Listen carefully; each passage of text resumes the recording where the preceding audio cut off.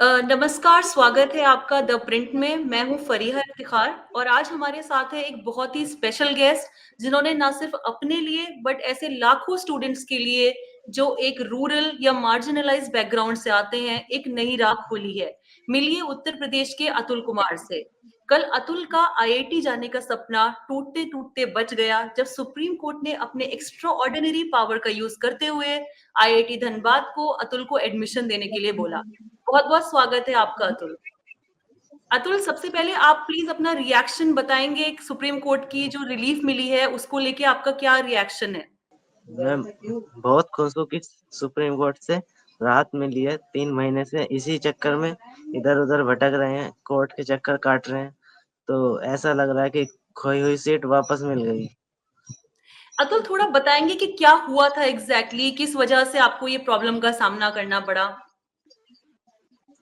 ये जो 24 जून को फाइव हम्म। पीएम की डेडलाइन थी फीस पे करने के लिए, लेकिन ओके।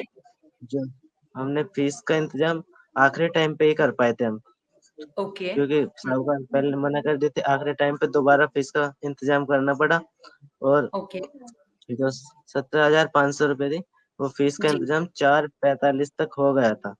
उसके ओके। बाद 15 मिनट बाकी थे, उसमें हमें फिर डॉक्यूमेंट अपलोड के बैंक अकाउंट की डिटेल्स भरी, लेकिन ये भरते भरते 4:56 पे ऑटोमेटिक लॉग आउट हो गया, जिसके ओ, कारण अब दोबारा लॉगिन करना पड़ा। और इतना टाइम था नहीं कि सब कुछ दोबारा भर सके, तो 5 बज गए, डेडलाइन ओवर हो गई और उसके बाद कुछ प्रोसेस नहीं हुआ वेबसाइट पे, तो सीट कैंसिल हो गई। ओके। ओके। अब तो इसलिए आपने अब आईआईटी धनबाद को कांटेक्ट किया उसके बाद? यस मैम, आईआईटी धनबाद को, आईआईटी मद्रास को, सबको कांटेक्ट किया, लेकिन उनकी तरफ से ये पता चला कि पूरा प्रोसेस कंप्यूटराइज्ड है, वे इसमें कुछ नहीं कर सकते, सीट कंसिडर नहीं कर सकते, तो हमें कोर्ट के का सहायता लेनी पड़ी। तो कैसे आप सुप्रीम कोर्ट तक पहुंचे? लाइक किसकी मदद से? कुछ आपको पता था कि किस तरह से जाना है या फिर किसी ने हेल्प की इसमें आपको? जी, गाइड किया था मेरे सीनियर ने, जहाँ मैं कोचिंग इंस्टीट्यूट में पढ़ता था, वहाँ से एक ओके। सीनियर थे मेरे, आदर्श परिहार। उन्होंने ही हमें गाइड किया था कि 2021 में ऐसा एक केस हुआ था जिसमें सुप्रीम कोर्ट से उनको राहत मिल गई थी। सिचुएशन सेम थी लगभग, इसलिए तुम्हें भी राहत मिल सकती है। यही सोच के हमने कोर्ट का दरवाजा खटखटाया। पहले हम एनसीएससी गए थे, वहाँ मीटिंग हियरिंग हुई थी। आईआईटी मद्रास के चेयरमैन, आईआईटी धनबाद के चेयरमैन भी वहीं थे। वहां से हमें कोई रिलीफ नहीं मिला, तो हम झारखंड हाई कोर्ट गए थे। वहां से फिर एडवाइस मिली कि मद्रास हाई कोर्ट में केस फाइल होना चाहिए, क्योंकि आईआईटी मद्रास ने जेईई एडवांस कंडक्ट करवाया था, जोसा काउंसलिंग भी वही करा रही थी, तो जी। इसलिए हमें मद्रास हाई कोर्ट जाना पड़ा। वहां से हम्म। भी रिलीफ नहीं मिला, तो फिर हम वहाँ सुप्रीम कोर्ट पे गए। तो काफी लंबा, लगभग 3 महीने लग गए आपने जैसे मेंशन किया। हाँ जी, 3 महीने लग गए। अतुल, थोड़ा अपनी जर्नी के बारे में बताएं। आपके पेरेंट्स क्या करते हैं, कहाँ से हैं आप और कहाँ से स्कूलिंग की और कोचिंग की उसके बाद? जी, मैं टिटोड़ा गांव में रहता हूँ, ये मुजफ्फरनगर जिले में पड़ता है। ओके।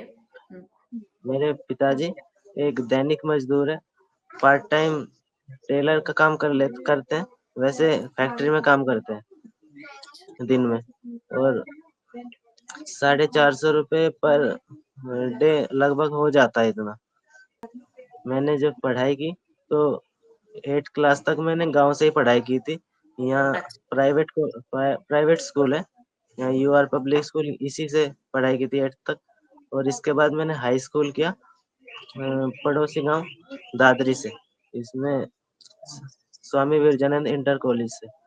ओके। फिर फिर मैंने 11th 12th वहाँ खतौली से की थी, शिशु शिक्षा निकेतन इंटर कॉलेज से। ओके। इसके बाद जब 12th हो गई, तो मैंने 1 साल का ड्रॉप लिया जेई हम्म। एडवांस की कोचिंग करने के लिए।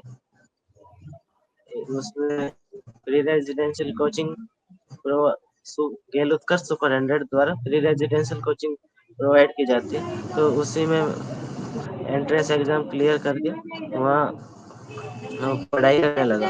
11 ये महीने की कहाँ? कोचिंग थी। उसके बाद ये कानपुर में। ओके। और कोचिंग की, तो फिर जेई एडवांस दिया 26 मई को, और उसके बाद ये सिनेरियो हुआ। तो आप हमेशा से इंजीनियर बनना चाहते थे अतुल? हाँ जी। क्योंकि पेरेंट्स चाहते ये थे कि आप भाइयों से ही चाहते थे? प्रेरणा मिली कि जी मैं ही चाहता था। आपके घर में इससे पहले कोई इंजीनियर बना है? जी मेरे भैया बने हैं, जो आपके बड़े रियल भाई है। ब्रदर? हाँ जी। वो जो कहाँ पढ़े मेरे हैं? बड़े भैया मोहित, वे मोहित भैया एनआईटी हमीरपुर से एमटेक की ओके, है उन्होंने, BTech plus MTech. Okay, okay, और कंप्यूटर साइंस इंजीनियरिंग से उन्हीं के। और उनसे छोटे आईआईटी खड़गपुर से, उनका नाम रोहित कुमार है, आईआईटी खड़गपुर से केमिकल इंजीनियरिंग से बीटेक की थी। ओके, उन्हीं से ओके। प्रेरणा मिली है कि इंजीनियर बनेंगे। सो आप 3 भाई हैं? हम 4 भाई हैं, और मेरा एक मेरे से जो जस्ट बड़ा भाई है, वो हुँ। डिग्री कॉलेज में ग्रेजुएशन कर रहा है।